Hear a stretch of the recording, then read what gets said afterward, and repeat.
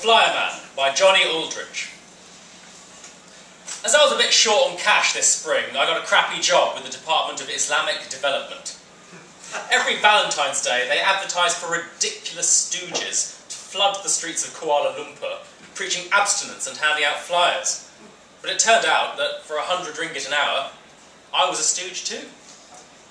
It sounded crazy to me, and yet there I was, walking up the steps for my induction into the world of religious leaflet distribution. The room had a brown floor, beige walls, and no natural light, and I sat at the periphery of a small group of middle-aged men. A fat Jakim man waddled in and said, "Welcome to the Committee for the Promotion of Virtue and the Prevention of Vice. You are here because you are respectable Malay citizens and you want to protect your culture. Please take an information pack detailing your allocated area and a list of the seedy hotels we're monitoring for corrupted youths." I did as I was told and left for the Malaya University campus with my pack, as well as 2,000 boycott Valentine's Day leaflets and a megaphone. I walked along the banks of Klang River, where the waters were infested with delivery boats laden with roses, novelty chocolates and contraceptives. The scenario didn't feel strange to me, for I was a man of halves. Or maybe that just made me wholly avoid. See, I've studied in America, but I'm not a liberal young man. I practice Salah, but I'm not an Islamist. I use the strongest arms of my manifold beliefs to carry me through each circumstance. Take day one at the campus, where I set up my stall. First, a biologist waved me away frigidly, saying, "My mom has talked to me already." I came over all tolerant, wondering aloud if sometimes we must obey our animal selves against tradition. Then my girlfriend Priya found me after her lectures. We kissed, and she skimmed a leaflet, asking if she was going to have to find another boyfriend this Thursday. I smiled and said, "No, celibacy is just good money. I get off at 5. Then we walked into town for lamb kebabs and, at my request, to watch the condom ferries unloading.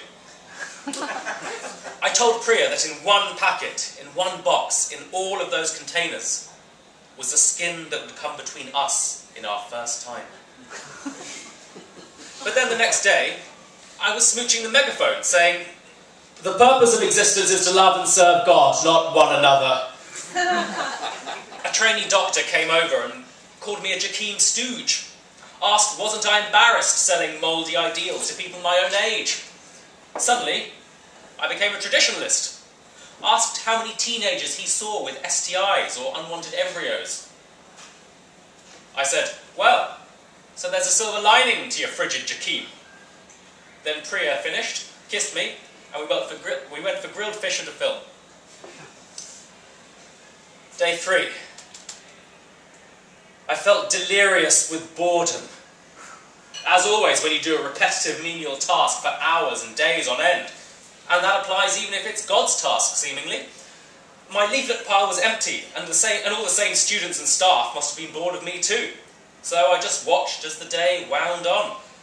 I thought, here I am, selling another week of my youth for a dead-end job, which I half believe in, for half a salary, which I'll spend on half enjoyable things.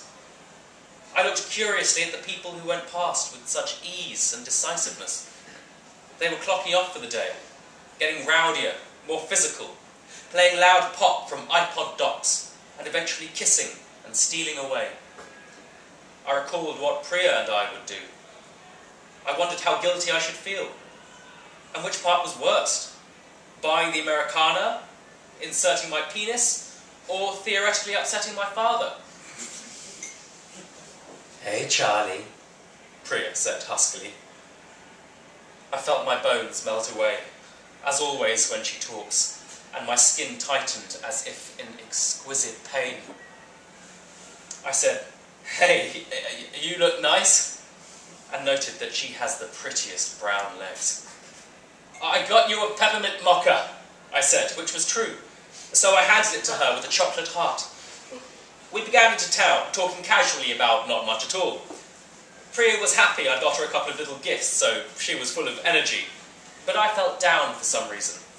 And gradually and accidentally, I brought her down too. When Priya told me with a hint of irritation in her voice that I should cheer up, I said I just didn't know what to think anymore. Didn't know where I was, where I was going, why. This riled her. What she said next stuck with me. I think you've been doing that job too long. I know it was only 3 days, but that's how poisonous it is, Charlie. You can't let people buy you that easily.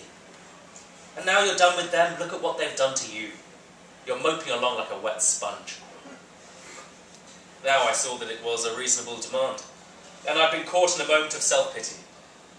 If I was going to compromise my whole day to other people's opinions, the least I could do was hold my own ones in the evening. Just as I decided on conjuring up some passion to bring Priya around, there was a stealthy cold breeze and the sky broke into fat, wet droplets. "Come on," I said, and we ran through the street market, laughing as our bodies got blotted wet. I whisked her into a coffee shop where we sat by windows dripping with condensation.